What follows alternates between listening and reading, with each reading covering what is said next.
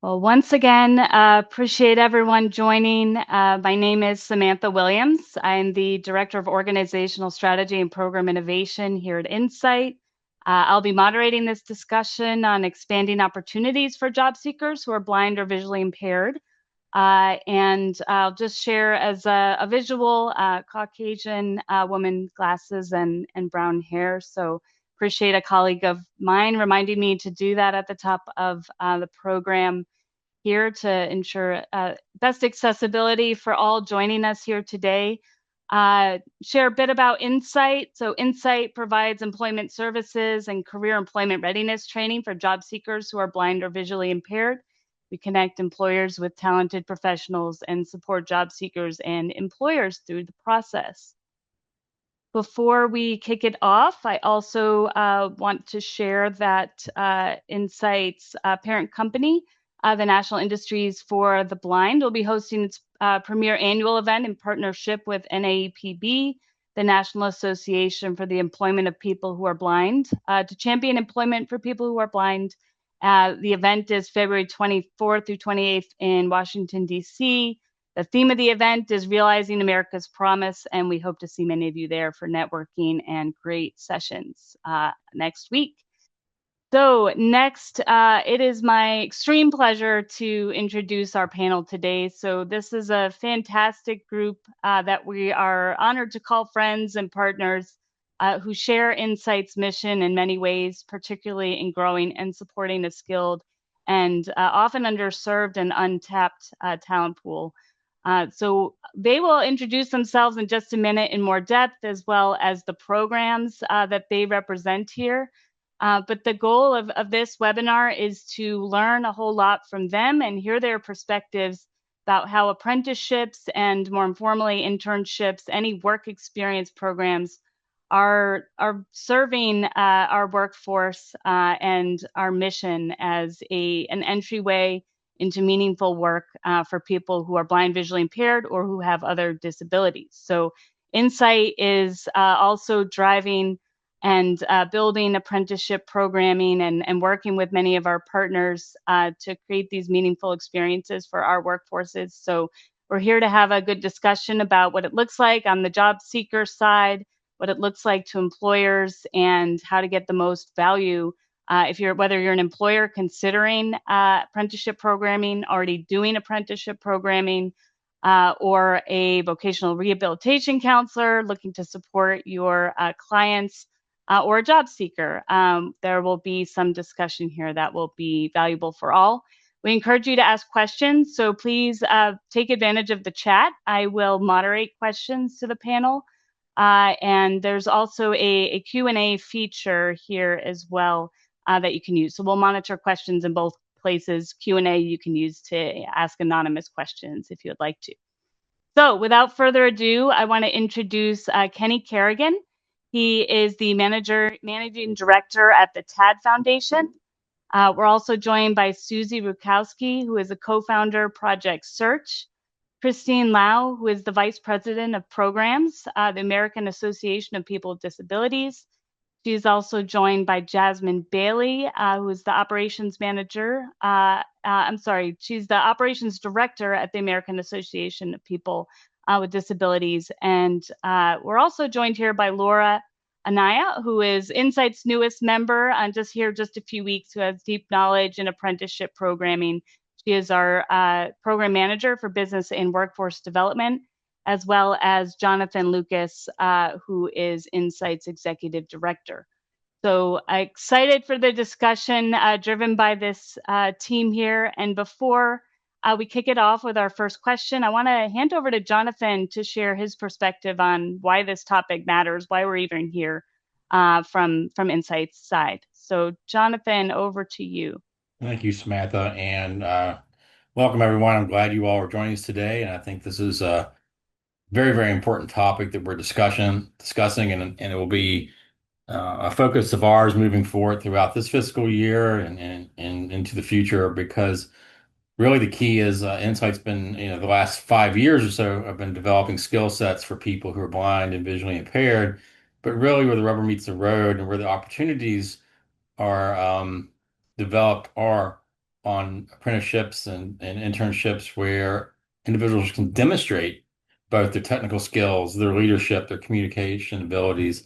And this is just so important because um, the workforce in the United States, this is a very competitive landscape. And especially now, we're competing with a lot of individuals who are coming out of government jobs, at least in the federal space.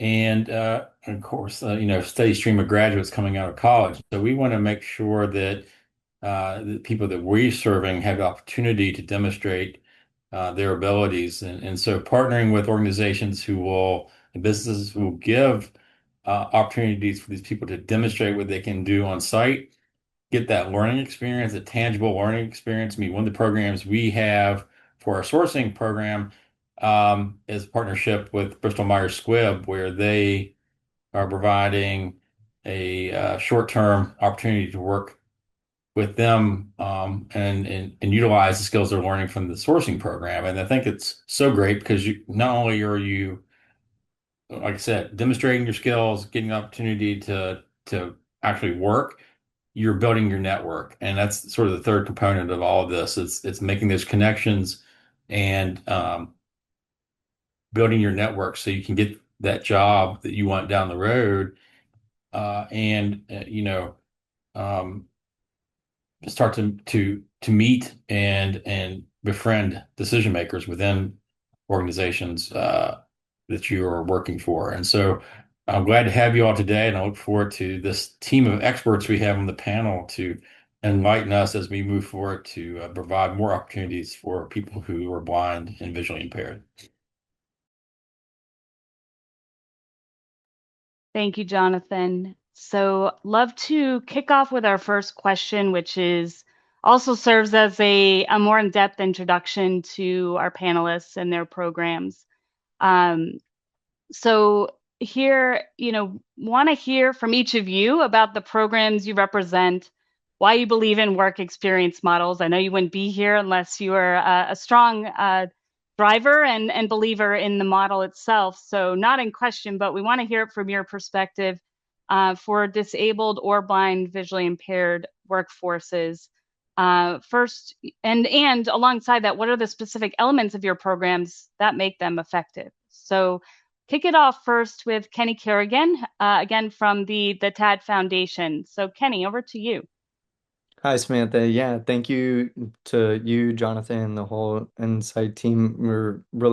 It's an honor and pleasure to be here with amazing panelists that really work forward to moving this demographic into a working force and being able to help multiple different ends. So, the Together Achieving Dreams Foundation, is we like shorter names, so we go by TAD. The TAD Foundation, we work with low vision and blind individuals that are in their latter years of college or recent graduates of both bachelor's and master's programs, and then helping them with their soft and hard skills, helping them get those jobs in corporate America. Our founder, Catherine Webster, she originally was diagnosed with Peterson's disease, where she later lost her vision about 2 weeks before graduating college. Then, after her losing her vision, her father passed away, which was traumatic for her, but it allowed her to just really captivate what her father taught her in her life, is that no matter her disability, that she could accomplish anything. Now she's a partner or I'm sorry, a principal at KKR and the private sector of finance, and she was working in that state and realized, I'm the only blind person in this industry. She's also the only blind person to graduate from Harvard in the business school there. And she said, we need to change this. So she made it adamant that we're going to help as many blind and low vision students be able to accomplish things that she has and even further. So we are in our third year. We work with 25 students. Next year, we look at doubling that. We do 4 in-person uh, workshops where we bring in the students. We then do a networking event with local entrepreneurs and business owners that are able to do on the spot networking, interviewing, and just being able to exchange contacts, be able to help them further along in their network. And then we do mock interview training, technology training, uh, resume building, and really making sure that they have everything that they need to do what they need. What makes us unique is we work with a mentorship program. So we have a pool of 150 mentors, about 49% to 51% blind to sighted. And we make sure that each student has a blind mentor and a sighted mentor in their career choice that is able to give them both perspectives of what I needed to do to advocate to move forward. And then also, what is the expectation regardless of disability? So we really find that in the culture that we build around our network make us really stand out in our industry. But so excited to hear from on the rest of the panel. Thanks so much, Kenny. Thanks for sharing that story as well at the top.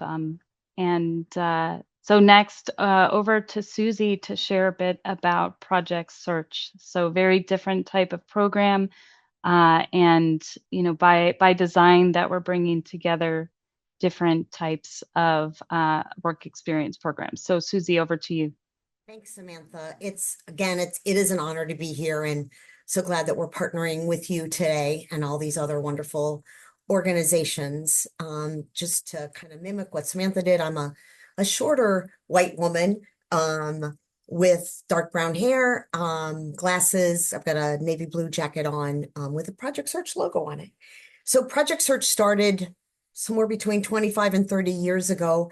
And I partnered with a woman at Cincinnati Children's Hospital because we both had the belief that young adults with more significant disabilities weren't getting the training that they needed to enter the competitive workforce. My background is career and technical education. And even though we had a really fabulous program, students with more significant disabilities, such as those with Down syndrome, severe autism, really they had a hard time being successful in a typical career tech program. So for instance, they might not be able to pass their state boards or pass chemistry or something like that. So we devised a program that ran out of Cincinnati Children's where we took a cohort of young adults and we placed them at Cincinnati Children's, and they went through 3 different internships. So each intern had their own set of 3 internships to figure out what they liked, what they didn't like, what they were good at, their preferences, etc. And our whole goal of Project Search is to find competitive employment for those young people in each cohort. We never thought about the program beyond just the original program between a school called Great Oaks and Cincinnati Children's, but it got more attention from the kind of the career tech world as well as the medical world. And now we have almost 800 programs around the world. The real impetus, though, of Project Search and why it's unique and why it works for young people is that it all happens at the host business.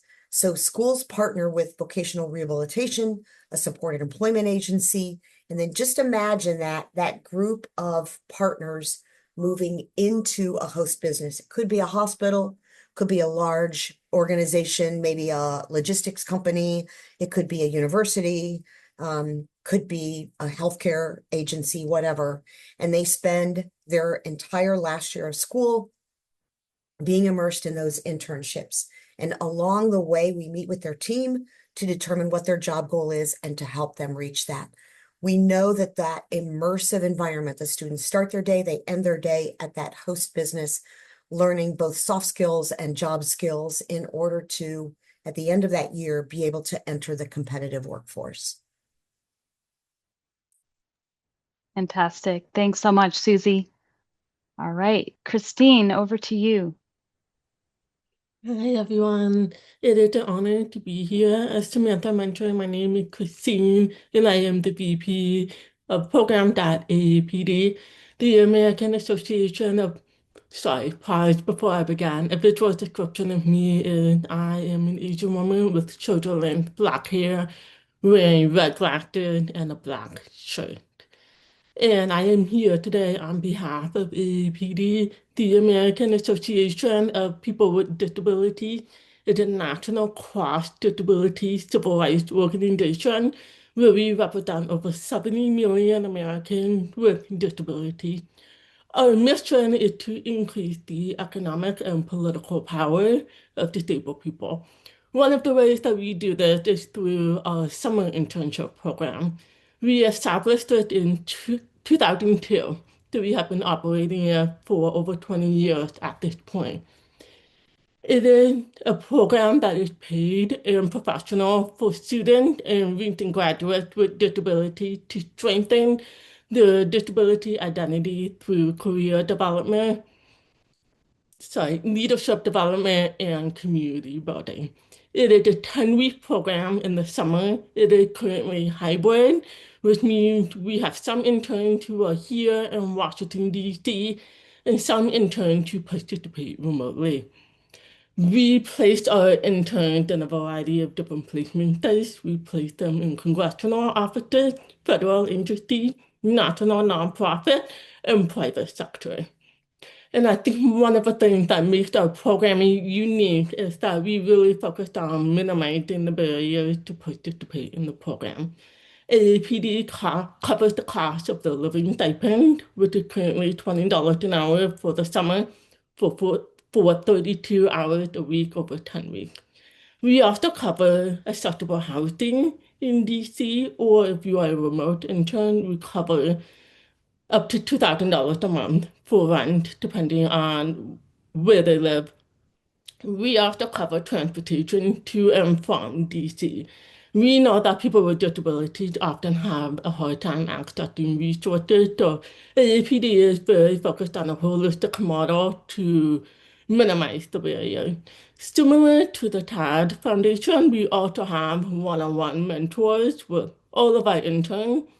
And the mentors can be representing a wide variety of disabilities, but often if we have a blind or a low vision intern, they will request a mentor who also shares a similar disability identity. We are very proud of this program. We recently did an evaluation of the first 20 years, and we found that nearly 70% of our alumni are full-time employees, or if you also look at all forms of employment, 85% of our alumni are employed. So we are very proud of this model, and I'm looking forward to talking about it more today. And then I will turn it over to my colleague, Jasmine, to introduce herself.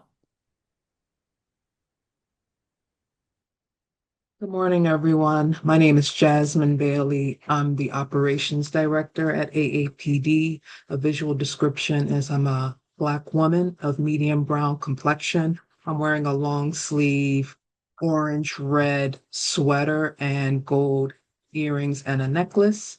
And I want to thank you guys for allowing me to be here and kind of speak towards my experience.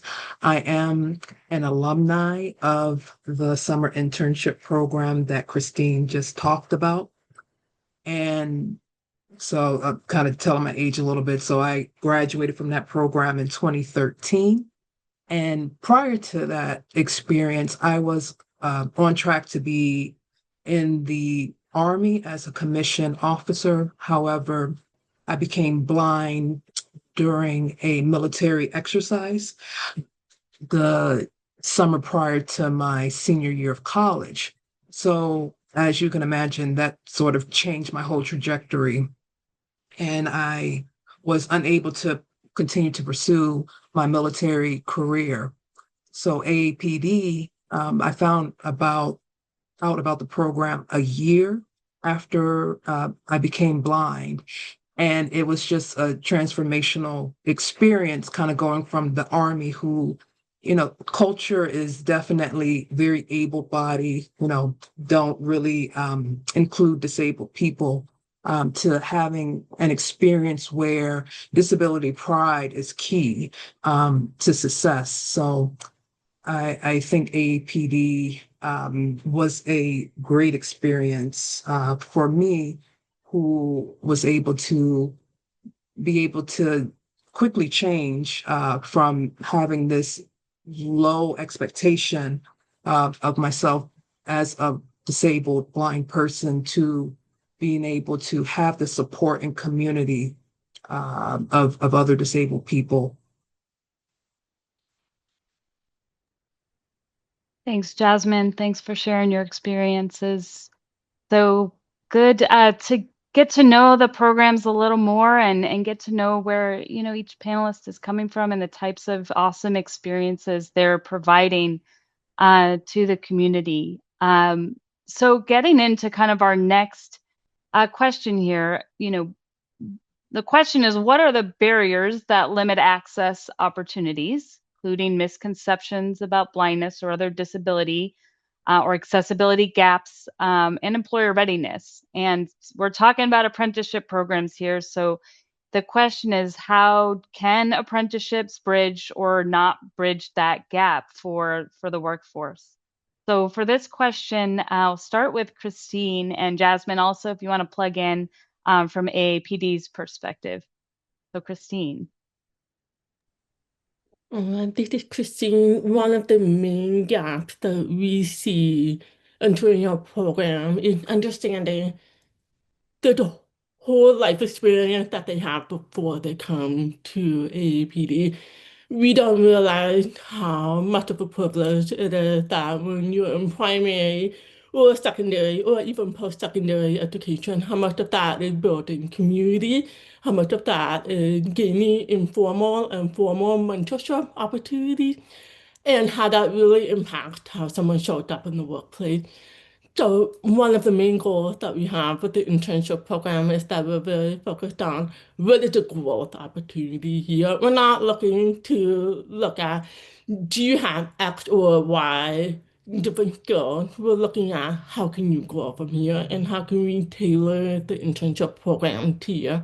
One of the things that we try to do is be creative about leveraging their past experiences.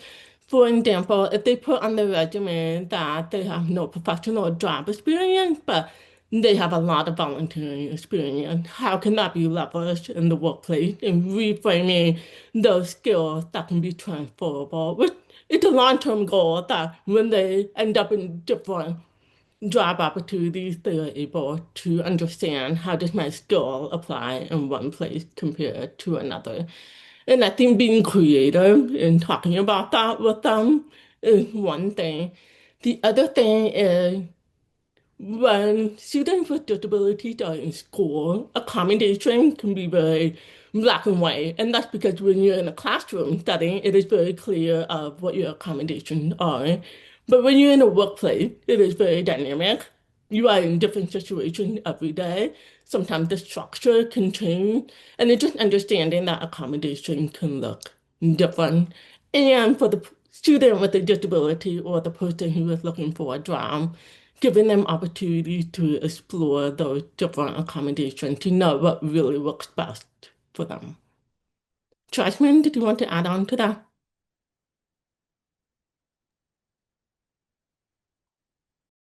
This is Jasmine. Yep.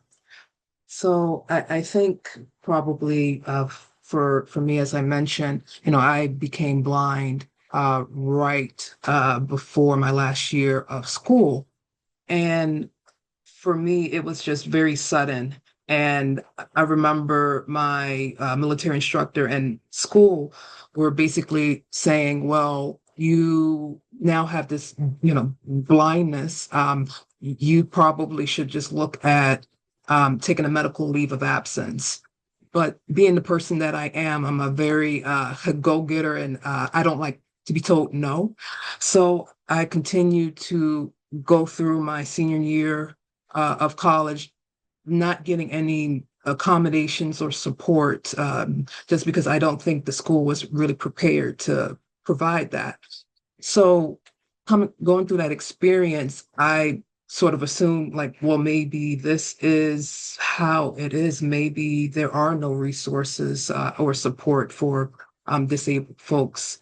And I then learned again about the AAPD internship program and seeing, how other folks also experience barriers, like whether it's, website accessibility, whether it's trying to do the application online, or even just the attitudinal barriers that people with disabilities sort of encounter. I think that last piece about just having the attitude that, disabled people are unable to do X, Y, and Z. So I think with the AAPD internship program, having that positive reinforcement of, the sky is the limit as long as you can have the accommodations and support that's needed, then there's no limitations. Um, I think for me, probably the most positive aspect of the internship program was being around other disabled leaders that were very comfortable about being disabled, very educated in their particular fields. So just being around and in community with other people, I think makes a very big difference in how you can show up at the workplace. Thanks, Jasmine and Christine. So next, on this question of how the model of work-based experiences, bridges the gap between kind of the misconceptions and lack of experience to opportunities in the workplace. So next, would like to kind of go to Susie for your thoughts on how the model can support and close that gap. Thanks. I just want to echo what Jasmine just said. She said how we show up at the workplace. And that was kind of, I don't know why, it just like resonated with me because our interns at Project Search, they have to show up at the workplace every day, just like all of us do. And how they show up and how we help them to immerse themselves in the workplace helps them to show up with a positive experience or possibly a negative experience. And when this question you asked about barriers, unfortunately, those barriers still exist, and a lot of them are from families. We're actually digging, as a team, we're digging into what are those barriers. That's our big goal for this year is what are those barriers and how can we overcome them? The frustrating part is that families are one of our biggest barriers. They don't often believe that their own sons and daughters can do competitive work. And some employers still obviously believe that too, or we'd have higher outcomes. What we are seeing in Project Search is that because the interns are there every day and they're, as Jasmine said, they're showing up at the workplace and they're showing up well, that those organizations that are hosting Project Search, they are seeing those young people day in and day out, learn skills, have good attendance, have good attitudes, kind of go up that we call it the pyramid of skills that they're building each internship. And they're rising up that pyramid. They're learning more and more complex skills. We're seeing about 25% of our young people being hired by the host site. And then obviously we're working with the interns to get hired in their community. But the host sites, what we're seeing now that we've never seen before is that if the host site is part of an organization like Hilton, let's say, or Amazon or a big organization, they're coming back to us and saying, hey, we have a Project Search program in Texas, but we have a sister organization in Columbus, Ohio, and we want a Project Search program there. Now, that's not always practical because we have to find a school district and everything to go along with that. But it's such a positive experience to have someone say, wow, this is working here in our organization. We want to have it at all of our organizations. We are seeing that with our Gaylord. We have a Gaylord Texan, which is a kind of a resort hotel. We have a Gaylord Nashville that has a new Project Search program. And it's really heartening to see that these organizations are seeing the best of people with disabilities showing up at work, and they want to do it too. So, yeah. Very cool. I didn't know about the Gaylord connection there. The Gaylords all over the place, so no sky's the limit and having every Gaylord in the country. And they're prestigious, and people go there on vacations and conferences, and so they're going to see our young people working there. And I think that's what kind of gets me all excited. Awesome. Kenny, is there anything you'd like to add to that question about barriers and how the program models can help close the gap? Yeah, I think the biggest thing that we see in with the TAP Foundation when we're working with our corporate partners, community partners, and with our students is sometimes the question is for a company, how do we accommodate for this person? Or what sometimes is it out of our budget? Is it what are the things that we need? What are the things that we can accommodate to have this person work with us? And part of the conversation is just starting that conversation. And instead of internalizing it, is how do we make sure that our employees have everything that they need to be able to be the best that they can? And part of it with, and I love that everybody talks about it, is our cohort students, like they know that you advocate for yourself. Like there are things that you need for yourself, but showing up and doing the work, and I loved how Jasmine said that again, is like showing up your best is when you're able to be all you can be and do everything that you can, um, you open doors for other people as well. So that first person coming into a company and setting that great standard that allows that trickle effective. We're seeing that with multiple of our corporate partners now, is that they've told us when we start recruiting for our cohort 4 starting in September that they want 8 accountants next year. So we have the school districts and the VR systems that we love to work with coming to us and saying, hey, we have so-and-so student that is recently low vision or losing their vision, or they are blind, and this is their academia and this is where they want to pursue. Can you help them? And we're 100% yes. We were very condensed in our 3 aspects of what we used to work with, which was law, finance, and tech. And we've recently expanded that to different areas. We have a student that is in the film industry, and being able to have the first blind person in a directing role is an amazing thing to just be able to say. And I think as a sighted person, sometimes we overlook that aspect of, well, where do we go with that? And it's the sky's the limit. So just being open and honest and having those conversations and allowing those barriers to be broken down and walked through is great. That's what organizations like us do, is we want to help break those barriers down with you.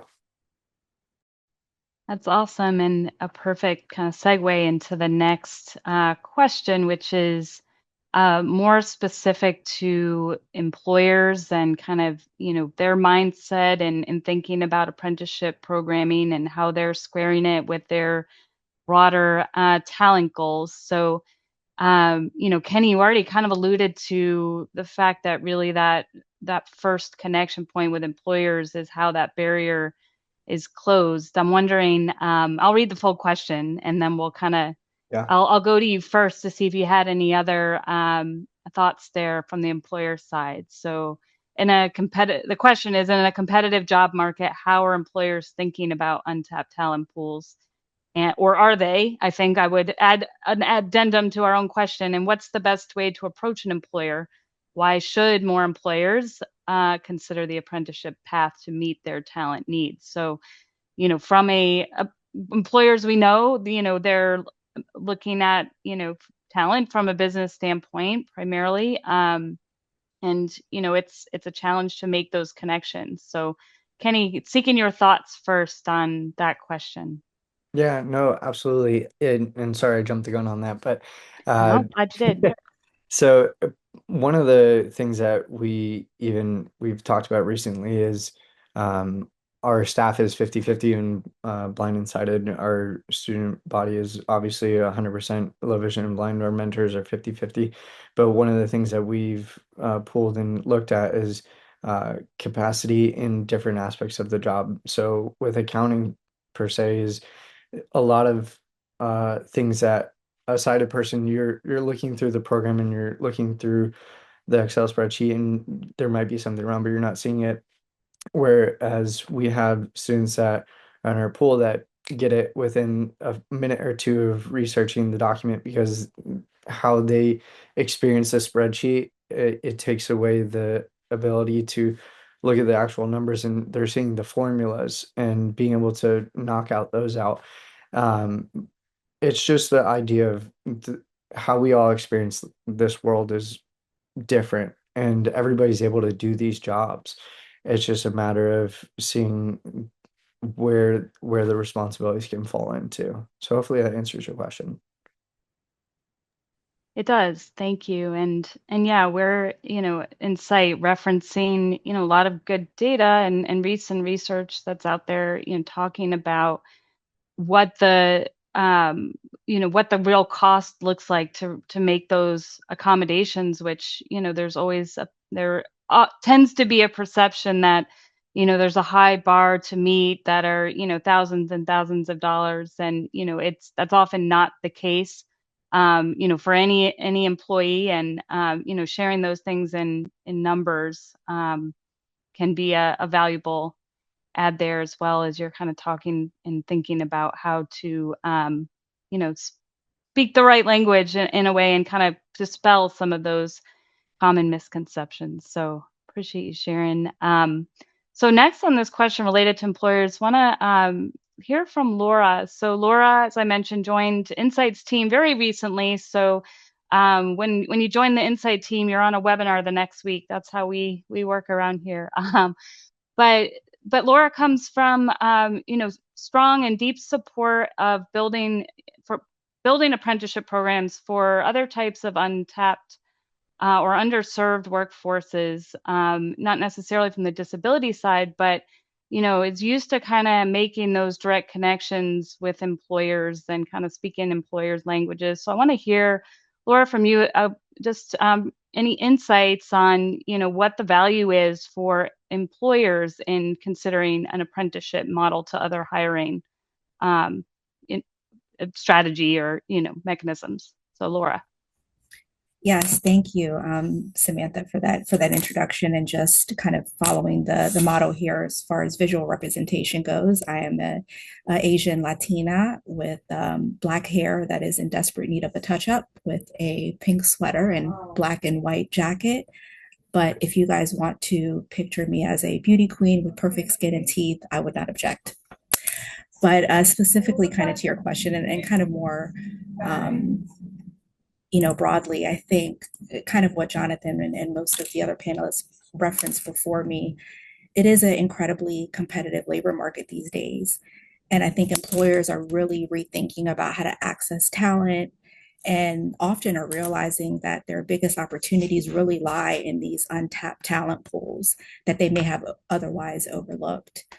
So these include, people with disabilities, but also career changes, individuals without a traditional degree, for example, returning workers, and, people from diverse communities that prove through apprenticeship programs really bring fresh perspective and transferable skills. So from an employer's perspective, I think the challenge isn't just about finding applicants. It's really making sure that they're finding prepared, job-ready talent, and doing so in a way that's like efficient and cost effective. And workforce development solutions like apprenticeship programs really address those pain points directly. And employers are looking for pathways that offer, access to a broader, more diverse talent pool, again, that just aren't reached through your traditional kind of recruiting mechanisms or platforms. They're looking for structured, formalized trainings with clear milestones, so that they can actually measure skill development and understand kind of the return on the investment on these training programs that they're offering to their candidates and employees. And I think the last kind of category is among many that employers consider are, improving their retention. And there is so much national data that consistently shows that apprenticeship programs really increase employee loyalty, and that workers that come through these kind of structured earn while you learn models tend to stay longer because they feel supported and invested in, and they're able to grow within those organizations. So I think many employers are really seeing, returns not in just retention, but in reduced hiring costs and stronger performance. And, the favorite part of a webinar is percentages that maybe go in one ear and out the other. But if anybody is interested, employers, at least that participate in these apprenticeship programs, can see about a 44% return on their investment. So that equates to about $25,000 to $30,000 per apprentice in reduced turnover, faster proficiency, and improving their productivity. And these retention is where the model really shines. So with registered apprenticeship programs, again, 92% or so report post-completion retention, and over 90% of apprentices that are participating in apprenticeship programs with an employer host, 90% of them are staying with that employer after those apprenticeship programs conclude. So again, in a competitive labor market, I think that levelty of loyalty can be really unmatched. So not to go on too much longer, but I do think it's important to recognize that apprenticeship programs, they're not just your traditional trades anymore. We're seeing a tremendous growth in sectors like IT, healthcare, cybersecurity, finance, business. And, the people that we serve are looking for an array of industries and have an array of qualifications to serve in any one of those industries and positions that kind of come with them. So, generally speaking, I would say it's not just a social program, but it really is a talent strategy, and that one that aligns, I think, directly with business challenges that they're already facing by widening the talent funnel, shortening the time to productivity, and really building a workforce that actually stays with their employers. So I think employers consider this as a pathway to help them kind of shape their talent, but also, candidates to really consider, with regard to having kind of these formalized and clear training programs with set milestones and the opportunity for professional growth. Awesome. Great ad. Thanks, Laura. And, great to kind of think about how to make that case in numbers that matter and address, the pain points head on when people seeking to build partnerships. Not only, the workforce that we're serving have the same skills and the bar for accommodations is low, but the model that, we're discussing here today really works and, and reduces the risk factor of bringing someone in new, as well as leads to retention. So all real dollars and cents points to keep in mind. So Susie, would love to also have your perspective here. I know your relationships with employers are a bit different because you're in partnerships, partnership model. That is your model, but wanted to go to you next on this question that's specific to employers and how they're looking at our talent pool. Thanks. So for Project Search, they aren't really doing a full-fledged apprenticeship. Again, they're in that host business for 9 months, and they're doing 3 separate internships. And I really appreciated all the percentages that she just gave, because it kind of helps solidify the fact that employers need people that have recognized skills. And even though our Project Search students maybe aren't gaining an apprenticeship, they're still gaining skills that the departments have said you need this level of skills in order to have a competitive position here, either in this organization or in a like organization. And we're very conscious of the fact that we need to ensure that our interns are gaining both productivity and quality in every internship that they do. And that's what we're working toward. The other, I think, benefit of Project Search is because they do spend such a long time in that host business that the employer can start to think about maybe customizing a role. And I'll just tell a quick story. We have a young man that works at Cincinnati Children's, and he was an intern a few years ago. He's also bilingual and speaks Spanish fluently. We have a very large population of families that come to Cincinnati Children's that also are Hispanic. And he asked his instructor if he could do his 3rd internship with something that could use his bilingual skills. So she arranged an internship at our main welcome center. We have a couple welcome centers because Cincinnati Children's is really big. And he would specifically target Hispanic families as they walked in and asked if they had questions and how could he help them. And what he describes as kind of this wash of calm coming over these families as they come in. So you can only imagine you're coming into Cincinnati Children's, you have a child that's very ill, and you've been told where to go, and it's overwhelming. We have probably 10 buildings, and where am I supposed to go to meet my physician or surgery or wherever? And he says that immediately they become calmer and they start talking. And we have a policy of take, not tell, that we actually take someone to where they're going. And he does this. So what a fabulous customization of his skill level to be able to start a new job, knowing that he's been very successful with now creating a better patient experience and a family experience for those. And I think that's one of the things that we're able to do because the interns have spent such a long time. They've proven themselves. They've shown up every day. They show up with a positive attitude. And now we are kind of turning the tides a little bit and taking them into the workplace to have a better overall experience. So I think that's one of the ways that we're doing well in the market, especially in our host employers. Fantastic.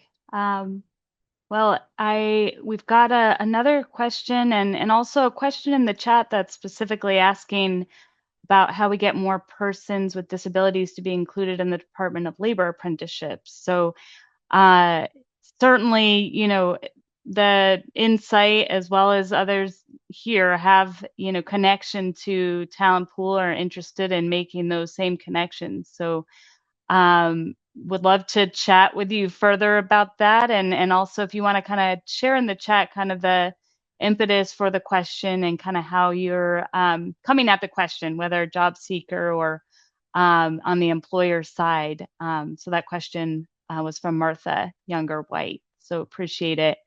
And, certainly, those are great opportunities. And as it was mentioned, a lot of investment at the federal level in apprenticeship programs that we're seeing, through grant funding and other places. But, the Department of Labor is certainly an opportunity to be tapped in and connected to our talent pools. So, yeah, feel free to chat with maybe some more details, and also if not, we'll reach out to you separate from the webinar. Okay, we have an employment services program we're trying to get our clients placed. Understand?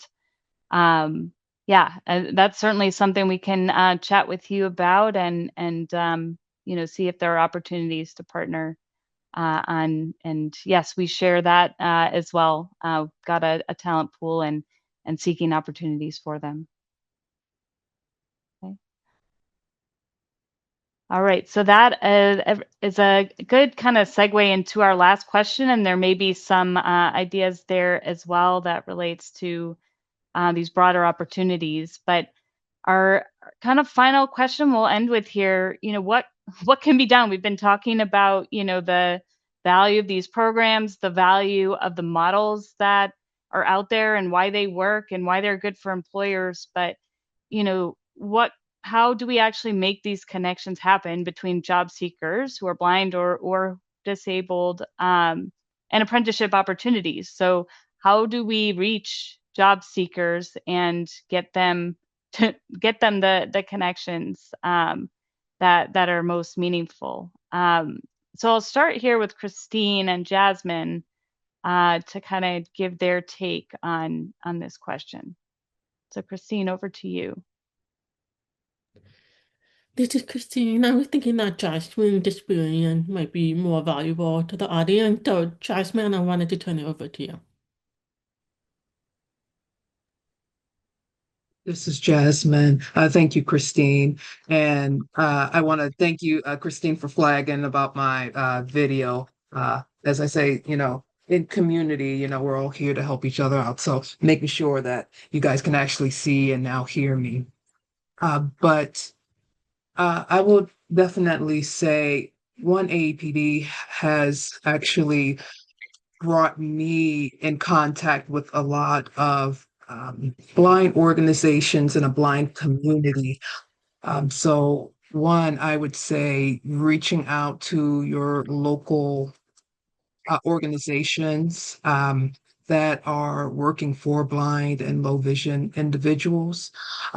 I know personally I'm part of the National Federation of the Blind, which is a big blind organization that advocates for full inclusion of blind and low vision people. You know, there's also other organizations like the American Council for the Blind, American Federation of the Blind. Those are probably the larger organizations.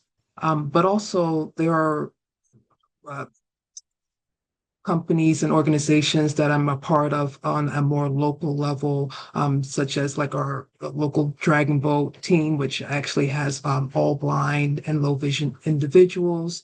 Reaching out to um, local chapters like the Imperfectly Made.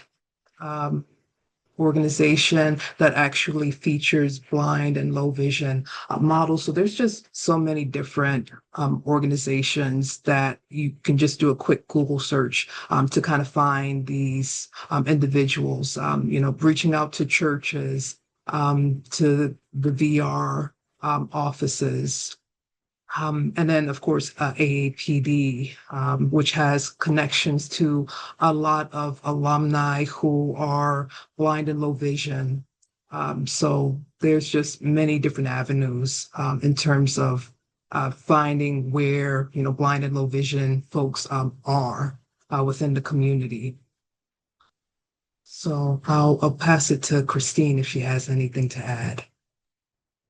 Yeah, this is Christine. I think Jasmine made some great point about reaching out to your community. One of the things that I think about inclusion is that blind people and disabled people also have other identities too. So it's like reaching out to not only the blind group, but you can reach out to an Asian group, knowing that there might be people who are blind or low vision in that way, and sharing the information that you have upfront about what kind of accommodation you have provided before to build trust in you and the organization, that they know that you are including them. Like on our website, we talk about the internship program. We have a webinar, we have an email address, because you'd be surprised how many people don't share email address if they want to ask questions. And then similar to Jasmine has models for us, we also share a visual description. We make sure all of our website materials are accessible. We give people option to view it online, or we give them an alternative format. All of those showcase that we are practicing what we are talking about too, so people know that we understand what it means to be including people in our work. Fantastic. Kenny, any thoughts on that final question? Yeah, I mean, that was great. Jasmine and Christine shared amazing points on that. Uh, I love our partners with NFB and AHP and those organizations that are that's where the community partnerships with our organizations kind of really come into play, where we're able to reach out to the behemoths, the larger organizations that have a lot of connections and say, hey, these are a situation. This is a fellow. This is what they're looking for. Do you have any connections? And it's not always about what you know, it's about who you know sometimes in those situations, but those are really helpful, and that's where our mentorship aspect comes into play. One of our asks of our mentors is not just an hour a month with our student, but it's also let our like dig into your network to see where you might be able to help them in their journey. Um, and they're definitely not handouts, like our students as well as all the other interns with the other organizations, like they're putting their work into it for sure. Um, and I think a lot of it too is also the companies, like I said earlier, being willing to have those conversations. A lot of them have different things that they want to expand in their employment diversity, and being willing to have a phone call or a Zoom call and say, these are what we're looking for, the positions we need. Do you have anything that can fill?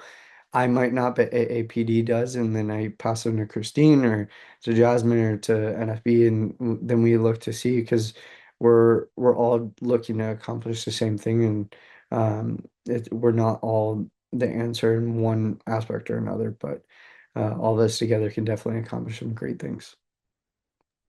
Fantastic. Thanks so much, Kenny. Before we go to Susie and close out, I'll share a note here from Chris Edmerson, who's saying he's a job seeker, just completed the NSITE Cisco Cybersecurity Foundations program. Congratulations to you, Chris. And currently in the CCST program. That is not an easy program to complete. It's all Greek to me. So if you, any employers on here looking for some cybersecurity or IT help, reach out to us. We'll connect you with Chris. And all right, next on to Susie to share your thoughts. You know, when we think about connections, Project Search is all about connections, connections with families, vocational rehabilitation, employment support groups, and of course, employers. And I think we just need to keep getting that word out that people with blindness and complex disabilities can work. There's jobs for everyone. And when you just mentioned that cybersecurity, something, I'm like, wow, I'm glad somebody's doing that. It wouldn't be me. But and just we have to raise those expectations on families' parts, employers' parts. I guess my big hope is that as disability employment grows, then more and more people will see that it helps our workforce. Every time someone from the community gets a job, it affects at least 8 more people. And that's just an amazing statistic in itself, that there's that many connections. But we can just see it, right? With family members and coworkers and just your friends and whatever community groups you belong to.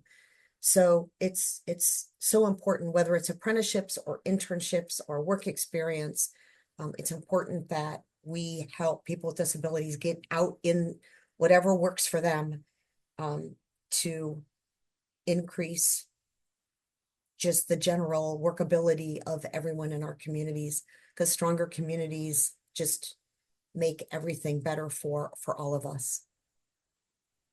Well said, and great place to leave it. And want to, first of all, cannot thank this panel enough. They, coming together and kind of just sharing expertise, and this is not easy work that we do, and there are no kind of like shortcuts to we want to say cracking the nut, I guess, of getting more, people employed. And, that is what we're all here to do. So appreciate, the group here who who share that mission very strongly, and, have a real passion for workforces that they serve, being here to also share their thoughts and expertise with this group.